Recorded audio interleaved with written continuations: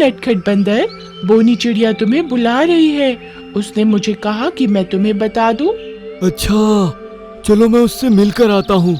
तुम मेरे घर का ध्यान रखना, इसमें आम रखे हैं, कहीं कोई पक्षी ना खा ले।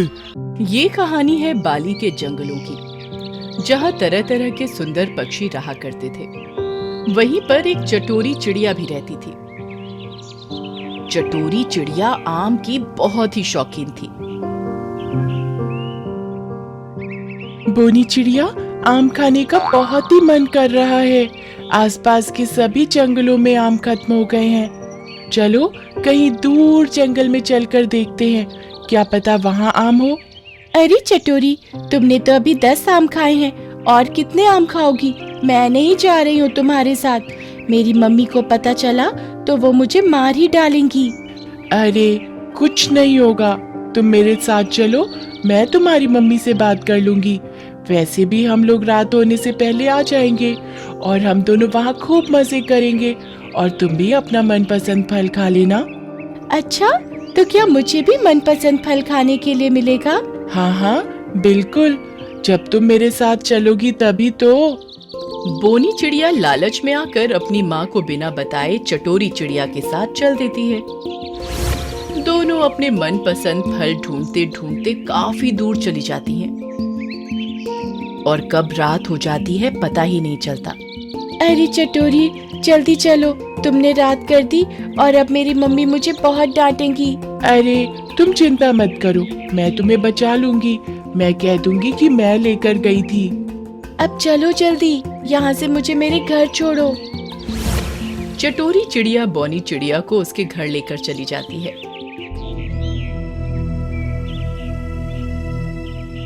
बोनी, तुम मुझे बिना बताए क्यों गई? क्या तुम्हें पता नहीं था कि इतनी रात के समय मैं तुम्हें बाहर नहीं भेजती? चटोरी जब देखती है कि बोनी की मम्मी ज्यादा ही गुस्सा हो रही हैं, तो वो उड़ जाती है और बोनी को डांट खाते हुए देख वो उसे छोड़कर भाग जाती है। मम्मी, मुझे माफ कर दीजिए। मैं चटोरी चिड़िया के बहकावे में आकर चली गई थी और मुझे मेरा फल भी नहीं मिला। तुम पागल हो क्या? तुम्हें पता नहीं कि चटोरी आम की कितनी शौकीन है? वो सिर्फ अपने आम के लिए तुम्हें लेकर गई थी। बेटा, ऐसे किसी की बातों में नहीं आते। अगर वो तुम्हें वहीं छोड़ देती तो? आज के बाद तुम चटोरी चिड़िया से कभी बात मत करना। हाँ मम्मी, मुझे भी अब पता चल गया कि चटोरी सिर्फ आम के लिए ही मरती है। अगले दिन बोनी चिड़िया की दोस्ती चटोरी चिड़िया से खत्म हो जाती है। अब वो बिल्कुल अकेली हो जाती है। फिर वो सोचती है क्यों ना जंगल के सभी पक्षियों को बेवकूफ बनाकर उसके आम चुराए जाए। अरे नटखट बंदर, बोनी चिड़िया तुम्हें बुला रही है। उसने मुझे कहा कि मैं तुम्हें बता दूं। अच्छा, चलो मैं उससे मिलकर आता हूँ। तुम मेरे घर का ध्यान रखना, इसमें आम रखे हैं, कहीं कोई पक्षी ना खा ले। हाँ हाँ बिल्कुल। चटोरी चिड़िया नटखटी बंदर के आम चुरा कर ले जाती है, और इतने में नटखटी बंदर बोनी चिड़िया के पास जाता है। बोनी चिड़िया, तुमने मुझे बुलाया क्या? चटोरी चिड़िया मुझे बता रही थी। नहीं नटखटी बंदर, मैंने नहीं बुलाया। और तुम अपना घर अकेले क्यों छोड़कर आ गए? अरे नहीं नहीं, वहाँ पर तो चटोरी चिड़िया है। तुम्हारे घर में कहीं आम तो नहीं थे? हाँ है। नटखटी बंदर, चटोरी चिड़िया तुम्हारे सारे आम ले गई होगी। वो बहुत चालाक है, अब वो चोरी भी करने लगी है। आम के लालच में वो इतनी गिर जाएगी, मुझे पता नहीं था। जब दोनों घर जाकर देखते हैं तो आम गायब थे। चटोरी चिड़िया इसी तरह से जंगल के सभी पशु पक्षी को बेवकूफ बनाकर उनके आम चुरा लेती थी। तभी जंगल के सभी पक्षी मिलकर एक बैठक बुलाते हैं। क्या आप सब लोगों को यकीन है कि चटोरी चिड़िया ही आम चुरा रही है? हाँ हाँ महाराज, हम सब पूरे यकीन के साथ बोल रहे हैं। नटखटी बंदर और बाकी पक्षी को बेवकूफ बनाकर उसके आम चुरा ले गई है। तो आप सब क्या फैसला लेना चाहते हैं? इस बारे में मैं आप सभी का फैसला जानना चाहता हूँ, क्योंकि आप सभी को दिक्कत हुई है। महाराज, हमें उसे अपने जंगलों से निकाल देना चाहिए। नहीं नहीं, हम ऐसा नहीं कर सकते।